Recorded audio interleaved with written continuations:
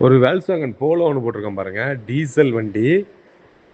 2011 model 4 owner வண்டி. வண்டியில பார்த்தீங்கன்னா, இன்சூரன்ஸ் டிசம்பர் மாசம் வரை கரண்ட்ல இருக்கும். எஃப்சி இன்னும் 1 வருஷம் கரண்ட்ல இருக்கும். வண்டி இன்ஜின் ரொம்ப குவாலிட்டியா இருக்கும். ஏசி நல்லாயிருக்கும். பாடி லைன் தெளிவா இருக்கும். உள்ள இன்டீரியர் ரொம்ப எக்ஸ்ட்ரானரியா இருக்கும். வண்டி பார்க்கணும்னா தாம்பரம் முடிச்சூர்ல வண்டி பார்க்கணும். வண்டி இருக்கிற கண்டிஷன் அப்படியே வண்டி குடுத்துடலாம். 1,58,000 வண்டி குடுத்துடலாம்.